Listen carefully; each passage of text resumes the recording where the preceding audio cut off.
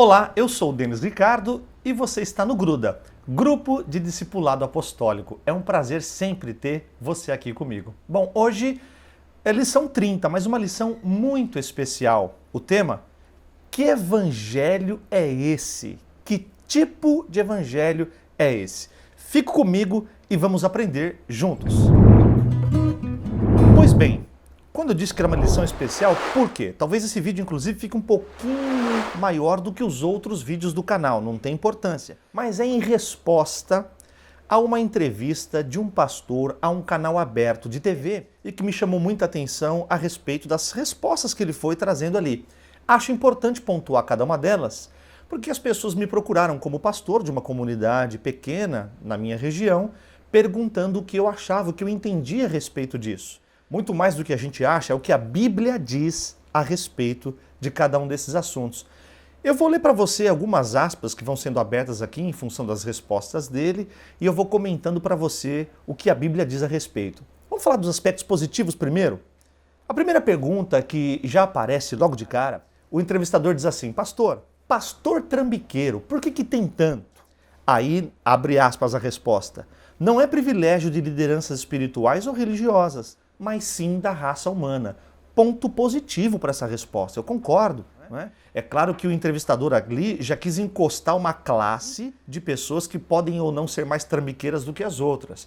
Nós sabemos que trambique existe na humanidade desde quando nós somos seres humanos. Não é? Então pode ter o engenheiro trambiqueiro, o advogado, o jornalista, o pastor, o químico, o pai de santo, o reverendo, o padre. Qualquer pessoa pode, infelizmente, ser tal do trambiqueiro, porque isso não é mérito, não é privilégio de uma liderança XYZ. Ponto positivo para a resposta. Depois, uma segunda pergunta: por que o crente não pode fazer nada, hein, pastor? O crente não pode fazer nada. Ele foi muito feliz na resposta. Pode, mas é que o crente não quer. A experiência, aqui abre aspas para a resposta dele, né? A experiência da conversão gera uma outra disposição ética, gera um outro apetite para com a vida, fecha aspas. Exatamente. É debaixo desta ética nova, de uma nova conduta, de uma nova leitura de vida, que a gente passa a ter posicionamentos, talvez até radicais em alguns momentos. O que talvez eu entenda que nesta resposta, depois das próximas, ele não usou esse mesmo princípio para dar as próximas respostas. E aí então começam aqui algumas observações mais claras nas respostas que vieram depois dessas duas. E aí veio assim: por que tantas igrejas evangélicas na periferia? Quer dizer, aí ele vai responder, abre aspas, em função do vazio do homem, da busca de Deus, da conexão com Deus. E aí uma frase que, na minha modesta opinião, infeliz, ele diz: uma das ofertas, a igreja evangélica é uma das ofertas dessa conexão com o sagrado, dessa conexão com o divino. Não, eu não creio assim. A igreja não é uma das ofertas numa prateleira de comércio. A igreja de Cristo, ela é, na verdade, a representatividade do evangelho genuíno, que é o próprio Cristo revelado. Então nós não somos mais uma das opções. Ao contrário, Jesus é a única opção. Veja em João, no capítulo, Evangelho de João, capítulo 14, no versículo 6, que é um versículo muito famoso. Respondeu-lhe Jesus: eu sou o caminho e a verdade e a vida. Ninguém vai ao Pai senão por mim. Fica muito claro que essa predisposição do que Jesus acabou de dizer é que não existem outros caminhos. Então, se você diz que a igreja, o evangelho, é uma das opções com a conexão do sagrado, você está querendo dizer, colocar dentro de uma plataforma, de que dentre esta opção existem outras. Não existem outras. Por mais que isso seja talvez não politicamente correto dizer, para não causar indisposição com quem está entrevistando ou com quem está assistindo, Jesus é o único caminho, a verdade e a vida. Ele não é mais uma das opções, ele é a única opção. Em 1 Coríntios, no capítulo 1, Paulo vai fazer uma conotação em relação ao evangelho, do que o evangelho significa, do que o evangelho representa, e que ele perdeu a oportunidade de dizer isto também. No capítulo 1 de Coríntios, no versículo de número 18, diz assim: certamente a palavra da cruz é loucura para os que se perdem, mas para nós que somos salvos, poder de Deus, pois está escrito o seguinte, : destruirei a sabedoria dos sábios e aniquilarei a inteligência dos instruídos. Onde está o sábio? Onde está o escriba? Onde o inquiridor deste século, porventura não tomou Deus louca a sabedoria do mundo? Visto como na sabedoria de Deus o mundo não conheceu a sua própria sabedoria, aprove a Deus salvar os que creem pela loucura da pregação. Porque tanto os judeus pedem sinais como os gregos buscam sabedoria, mas nós pregamos a Cristo crucificado, escândalo para os judeus, loucura para os gentios, mas para os que foram chamados, tanto judeus como gregos, pregamos a Cristo, poder de Deus e sabedoria de Deus. Porque a loucura de Deus é mais sábia do que os homens, e a fraqueza de Deus é mais forte do que os homens. Então, a loucura do evangelho, assim vista como Paulo entendeu que isso, para quem não entende, pode ser chamado de loucura, mas para nós é sabedoria. Então, o evangelho é a sabedoria única capaz de revelar o Cristo verdadeiro, que é o caminho, a verdade e a vida. Não uma das opções na prateleira para conexão com o sagrado ou com o divino. Depois, a pergunta foi sobre LGBTQ, né? Sobre as pessoas que estão dentro dessa categoria de vivência, dentro da sociedade. Aí o pastor então vai dizer assim, olha, isso é pecado? Eu falo, não, é pecado. Diante da minha tradição religiosa, da qual eu represento, da qual faço parte, é pecado, não quero discutir isso nesse momento. Mas eu pensaria pecado de outra maneira, abre aspas, dentro dessa frase, porque é a frase dele. Tem coisa que para você é pecado e para mim não é pecado. Catalogar pecado é excludente, fecha aspas. Como assim? Não entendi. Eu não entendi, tenho dificuldade de compreender isso. O que é pecado para mim pode não ser pecado para você. Pecado não é pecado? A Bíblia não vai dizer exatamente o que é este pecado? Fica muito claro que houve um pecado e as consequências desse pecado nos fez separados da glória de Deus. E Jesus veio resolver isto. Então não existe um pecado, pode haver uma leitura humana, ímpia, para dizer que para mim isso não é pecado. Mas na concepção de um pastor fica claro explicar para as pessoas o que é pecado e o que não é. Então veja, em Romanos do capítulo 6, é um texto clássico quando Paulo vai tratar a respeito da graça. Aliás, aqui é um verdadeiro tratado teológico a respeito de graça e justificação pela fé. Romanos capítulo 6, no versículo 1 diz assim, que diremos, pois? Permaneceremos no pecado para que seja a graça mais abundante? De modo nenhum. Como viveremos ainda no pecado nós, o que para ele morremos? Ou porventura ignorais que todos nós fomos batizados em Cristo Jesus, fomos batizados na sua morte? Fomos, pois, sepultados com ele na sua morte pelo batismo, para que, como Cristo foi ressuscitado dentre os mortos, pela glória do Pai, assim também andemos nós em novidade de vida. O que é pecado? Pecado é tudo aquilo que não é a nova vida que Deus oferece ao homem. Se você está na velha vida, nas velhas práticas, nas angústias, nos medos, nos pavores, provocando mal a si mesmo e ao próximo, é pecado. É muito simples definir o que é pecado. Às vezes nós ficamos com medo de dizer para as pessoas o que é pecado porque queremos relativizar, amenizar a condição humana. Me parece que dizer para as pessoas que elas são pecaminosas é como se nós estivéssemos faltando amor com elas. Isso não significa absolutamente nada. Você dizer para alguém que ela está em pecado, isso é um ato de amor, mas ao mesmo tempo mostrar para ela que há um caminho para ela ser livre desse pecado. Agora dizer para ela, não, pode ser que o que você está vivendo não seja pecado, fique tranquilo, se não for pecado para você, não tem problema. Mas não se trata de ser pecado para você. Nós temos que entender o que é pecado aos olhos de Deus. Nos rebelamos contra Deus, ferimos o corpo, odiamos o irmão, falamos mal, temos uma vida perniciosa e isso não é pecado? Vai depender do como eu olho? Não, pastor. Catalogar pecado é excludente? Você não entendeu. Na verdade, o pecado por si só ele é excludente. Aliás, o pecado não é só excludente, o pecado é mortal. Veja o capítulo 6, ainda de Romanos, no versículo 22. Fica muito claro aqui. Agora, porém, libertados do pecado, transformados em servos de Deus, tendes o vosso fruto para a santificação e, por fim, a vida eterna. Olha o versículo 23, tão famoso, era tão simples, era só citar isso. O salário do pecado é a morte, mas o dom gratuito de Deus é a vida eterna em Cristo Jesus, nosso Senhor. Então, relativizar pecado é um desserviço cristão, é um desserviço ministerial. Porque quando Pedro vai pregar pela uma das primeiras vezes, logo no começo da igreja primitiva, ele disse, vocês precisam se arrepender, porque vocês assassinaram aquele que não merecia. E o povo então foi consternado, eles se constrangeram por aquela palavra e pediram perdão, se arrependeram. Então, Quando você categoriza, isso não é ruim, isso é uma verdade. Há uma categoria. O pecado é pecado, é isso aí. E quando eu entendo que ele é ruim na minha vida, eu deixo o pecado e vivo novidade de vida. Uma outra questão abordada era religiões afro-brasileiras, religiões de matizes africanas, não é? Pela tradição evangélica religiosa, da qual ele fazia parte também, abre aspas aqui para a resposta dele, essas religiões estão ligadas a demônios, não é? Ele diz que isso é mais uma questão de tradição religiosa. Aí o entrevistador disse, mas então, pastor, mas isso não é preconceito? Até o Exu virou sinônimo de demônio. Isso não é preconceito? Ele responde, isto é pior do que preconceito. Além de ser preconceito, abre aspas para a resposta, é trair o próprio espírito do evangelho, porque você não enfrenta as trevas com as armas das trevas, e sim com as armas da luz. Veja o perigo de um evangelho psicossocial.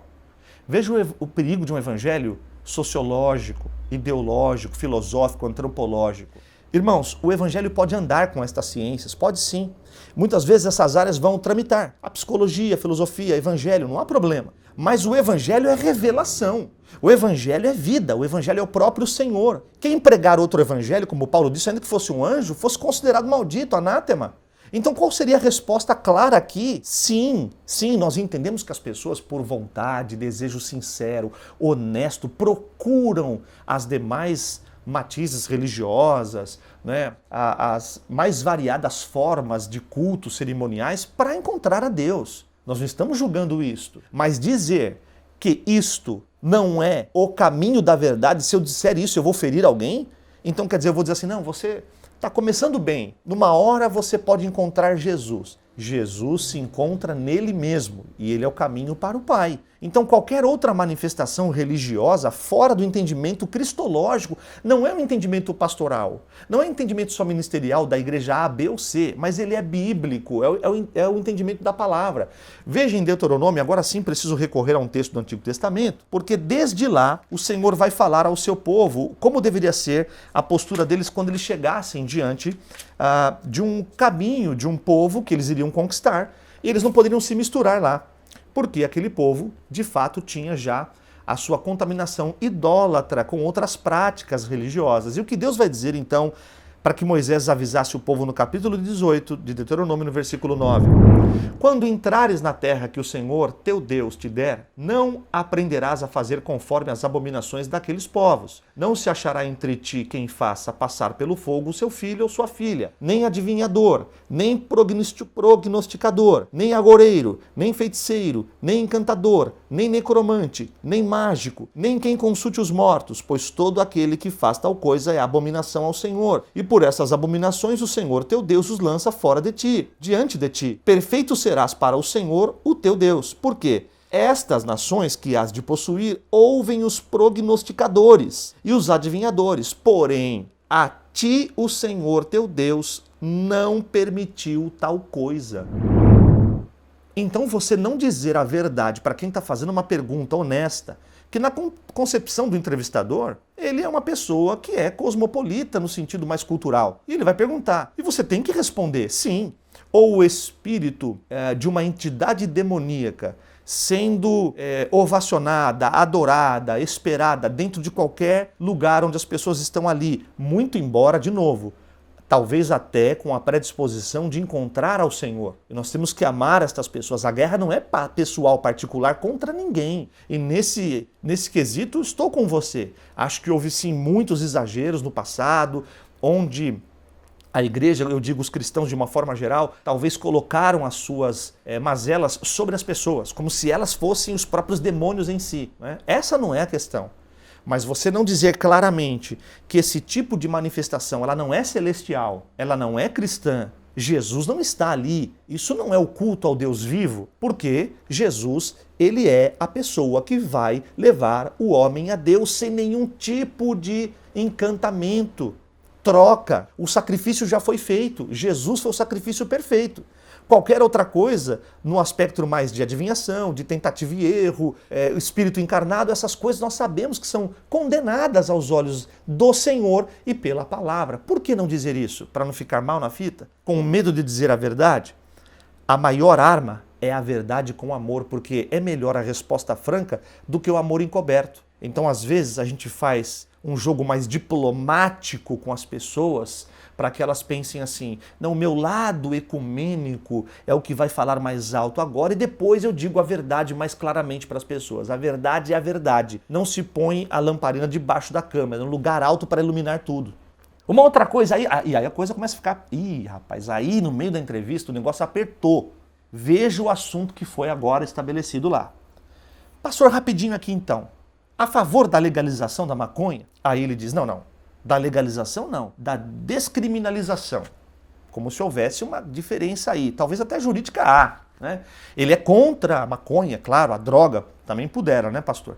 Mas a favor da descriminalização, quer dizer, eu sei que faz o mal, eu sei que causa dor nas famílias que perdem seus filhos por causa disso. Nós mesmos, agora, nesse tempo agora, lá na igreja da qual eu sou pastor, estamos enfrentando famílias que estão com seus filhos internados numa clínica de recuperação. Isso porque não há uma liberação para comprar ali na esquina. Imagina se houvesse. Você acha mesmo que o Brasil, um país como o nosso, tem capacidade o Brasil é continental, como se diz, né? É um país imenso, com suas fronteiras. A gente vai controlar isso? Você é a favor mesmo? Você tem certeza que a tua resposta foi essa? E aí continuou. A favor do aborto? Não, sou contra o aborto, mas sou a favor da descriminalização do aborto. Quer dizer, não quero que aborte, mas caso precise, pelo menos não vai ser responsabilizado pela lei. Meu irmão, o objeto de lei, ela muitas vezes favorece o controle para exatamente o mal não acontecer de uma forma totalmente discrepante. Então já não basta lidar com o cigarro e o álcool, que são drogas legalizadas. São drogas que estão nas prateleiras dos mercados e dos comércios. Já são tristes, porque nós temos pessoas hoje que sofrem com o álcool, são alcoólatras. A nicotina tem feito pessoas escravizadas. Agora nós vamos colocar mais alguma coisa nessa prateleira, porque eu, como pastor, sou a favor de descriminalizar? Não, eu sou totalmente contra. E o texto está em Romanos, no capítulo 13. A gente precisa ler texto bíblico, talvez por isso então o vídeo ficará um pouco mais cheinho, mas se a gente não falar do texto, pode dar a impressão assim, é só o que o Denis acha. Entre o que o Denis acha e o que o outro acha, eu vou ficar com o que o outro acha. Meu irmão, fica com o que a Bíblia diz. Fique com o que a palavra diz. Romanos no capítulo 13 e no versículo de número 12 ao 14, diz assim. Aliás, vamos ler desde o 12. Vamos ler desde o 12, vale a pena. Vai alto a noite e vem chegando o dia. Deixemos, pois, as obras das trevas e revistamo-nos das armas da luz. O pastor não falou? Quais são as armas da luz? Sabe quais são as armas da luz? Andemos dignamente como em pleno dia, não em orgias, em bebedices, não em pudicícias e dissoluções, não em contendas e ciúmes, mas revestivos do Senhor Jesus Cristo e nada disponhais para a carne no tocante às suas concupiscências.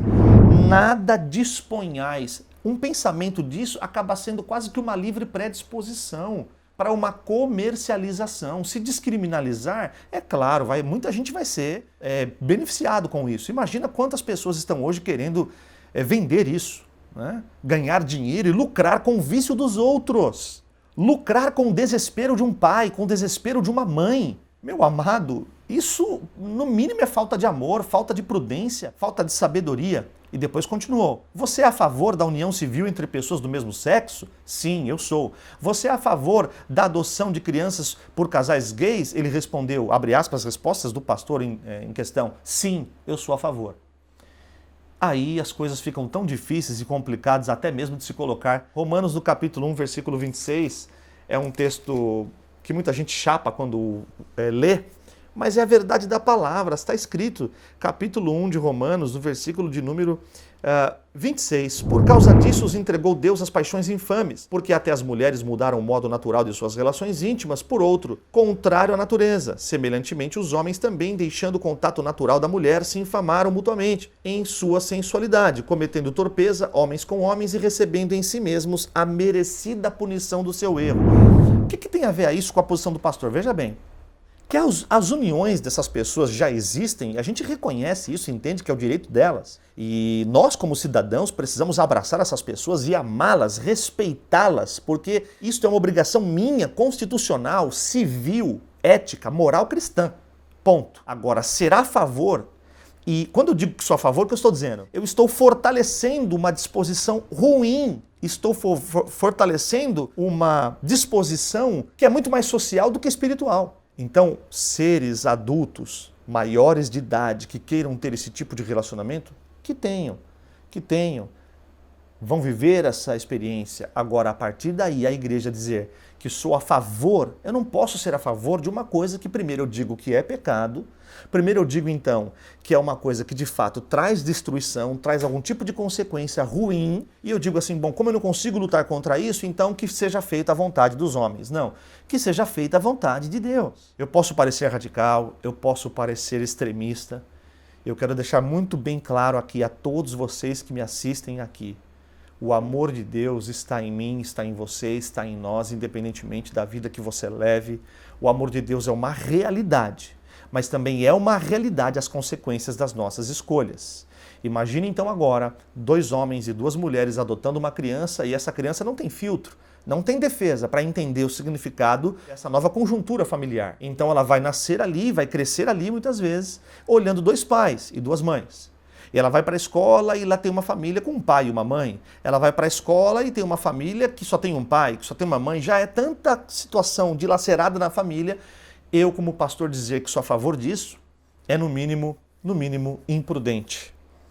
E assim foi. Depois, as dificuldades com alguns pastores neopentecostais. Parou a entrevista, um vídeo entrou e aí apareceram 3 nomes, dos quais não vou citar, deixo isso para o bispo Tarles.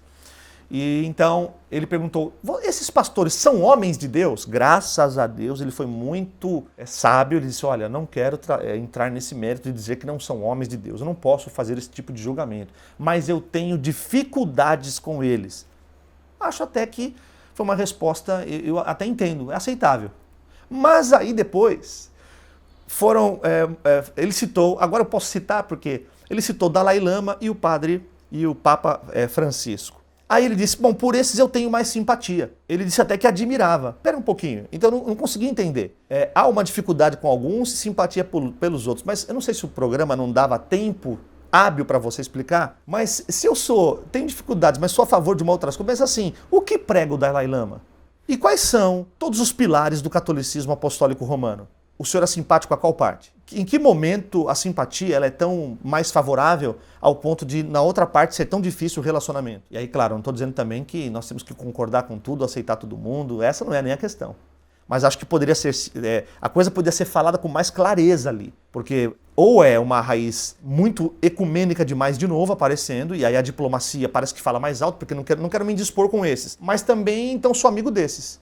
Se eu já digo que sou amigo desses, já me indispus com os outros, porque eu sou mais favorável a um, tenho simpatia a esse, né? Então é bem complicado. Teria textos para ler aqui, eu só vou fazer citações, não vou ler para encurtar o... 2 Pedro, na carta do apóstolo, no capítulo 2, versículo 1 a 2, 1 João, capítulo 4, versículo 1 e Marcos 13, 22, 23. Esses textos falam exatamente dos falsos mestres que iriam surgir. Jesus já nos advertia e os apóstolos também nos advertiram claramente que falsos mestres surgiriam. Eu vou andar com falsa maestria só porque eu tenho simpatia, eu admiro uma parte ou outra? Nós temos que tomar cuidado, né? Me parece assim, uma parte da obra é muito legal, mas qual é a fonte, qual é a origem? Então muitas vezes a fonte e a origem, mesmo que alguma coisa seja muito interessante de se ver, ou de se ler, ou de se entender, se não parte do princípio das escrituras, eu já estou fora dela. E depois faltam só mais 2 pontos que eu quero abordar com você. A pergunta do entrevistador, e aí vai uma pergunta muito pessoal, achei interessante, ele diz assim, o que devo fazer, pastor, para não ir para o inferno? Normalmente as pessoas perguntam isso, deveria ser o contrário, né? O que devo fazer para ir para o céu? Mas acho que a condenação já é tão grande e as pessoas não querem mesmo ir para o inferno. Diz que, olha, não indo para o inferno, qualquer lugar é bacana, você não entendeu, que não tem outra opção, é um ou outro. Fechar os olhos aqui, morrer aqui, o espírito volta a Deus que o deu, ou vai aguardar no dia, e aí você vai ter que entender que depois disso não há outra opção. Você já está declaradamente ou garantido a estar com Deus, o Pai de amor, e conhecer a Cristo como Ele é, ou você estará fadado a uma condenação eterna. Então o que eu devo fazer para ele? Ele disse assim, bom, descansar, abre aspas, descansar na misericórdia do amor de Deus, fecha aspas. Porque Deus, abre aspas ainda, Deus não está contra nós, Ele é a favor de nós. Sim, mas de que jeito? Quando aceitamos o sacrifício de amor e renunciamos o pecado, ou não? Ou não tem uma segunda parte dessa resposta? Quer dizer, para eu ir para o inferno, eu descanso no amor de Deus, na sua misericórdia, e continuo sendo um beberrão, continuo sendo um violento, continuo sendo um caixa 2, continuo sendo um mentiroso, continuo sendo um viciado, e só descansar na misericórdia de Deus Por que não respondemos claramente para as pessoas? Esse é um texto famoso, hein? João 3,16, mas as pessoas gostam mais do versículo 16. Mas ele é contínuo. Eu amo esse texto porque ele continua. Porque Deus amou o mundo de tal maneira que deu o seu Filho unigênito para que todo aquele que nele crê não pereça, mas tenha vida eterna. Essa parte a gente conhece bem e nós cremos nisso. Porquanto Deus enviou o seu Filho ao mundo, não para que julgasse o mundo, mas para que o mundo fosse salvo por ele. Glória a Deus por isso também. Quem nele crê não é julgado. O que não crê já está julgado, porquanto não crê no nome do unigênito Filho de Deus. O julgamento é este. Olha o julgamento qual era. Que a luz veio ao mundo e os homens amaram mais as trevas do que a luz, porque as suas obras eram más. Pois todo aquele que pratica o mal aborrece a luz e não se achega para a luz, a fim de não serem arguidas as suas obras. Quem pratica a verdade aproxima-se da luz, a fim de que as suas obras sejam manifestas, porque feitas em Deus. Então, para não ir para o inferno é abraçar a luz que é Jesus, abrir mão das trevas que até então me dominam, confessar os meus pecados e declarar de uma forma oficial, de uma forma legal, de uma forma concreta com a boca e o coração que Jesus é o meu Senhor. É necessário falar isso para as pessoas. Descansar no amor de Deus e na sua misericórdia é um ponto, mas que Cristo tem que ser entronizado como Senhor absoluto da sua vida e tem que haver uma renegação das trevas, uma renegação da antiga vida, uma renegação de todo tipo de situação carnal humana para viver a vida que Jesus estabelece comigo agora. Então, todo aquele que pratica o mal aborrece a luz. Eu tenho que parar de aborrecer a luz. Eu tenho que parar de praticar o mal e me agarrar em Jesus. E por fim, a última pergunta clássica, não é?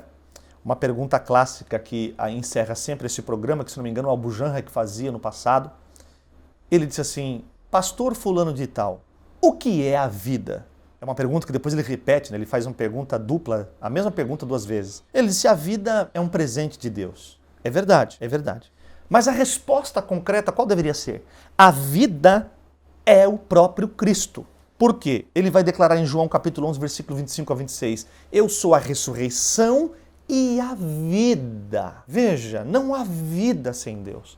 Nós achamos que somos doadores da vida, somos donos da vida, nós achamos que a vida é nossa, né? Cala a boca, já morreu, quem manda na minha vida sou eu, esses jargões aí. O que é a vida? A vida é o próprio Deus em nós. E a hora que ele quiser recolher a vida, tirou a vida. Ninguém pode acrescentar um dia sequer a mais na sua vida se o Senhor assim não permitir. A vida é o Cristo, ele é a própria vida, fora dele não há vida. Bom, essas foram as minhas considerações. Podem ser considerações a princípio, se você não fizer a leitura correta, achar que é só a minha opinião. Mas eu fiz questão de ler os textos bíblicos para que você entenda quais são as colocações da palavra de Deus em relação a isso. Senão, tudo que está sendo dito a respeito de um evangelho é um evangelho realmente, infelizmente, pseudo-evangelho. Verborragia intelectualizada. Você vai amenizando as dores das pessoas, então essas coisas todas parecem ser muito mais coisas que você vai arrebanhar os ignorantes, ou os incautos, ou aqueles que estão arregimentados por uma ideologia patética e que muitas vezes não entende que evangelho é revelação. Eu espero mesmo do fundo do meu coração que você fique atento, que você tome mais cuidado, que você se aprofunde em Jesus, na palavra, mergulhe no Espírito Santo, que o seu evangelho seja o de Cristo, que o seu cristianismo seja o de Jesus. Deus abençoe você. Se você não é inscrito nesse canal, faça a sua inscrição, ative o sininho de notificações. Mais importante também é você fazer um comentário aí do que você achou e espalhe essa notícia, porque tem muita gente que está perdida, batendo palma para essas pessoas achando que isso é evangelho. O evangelho não é isto. O evangelho é o bíblico e ele é inegociável. Deus te abençoe, fique na paz, te ame Jesus e até o próximo Gruda.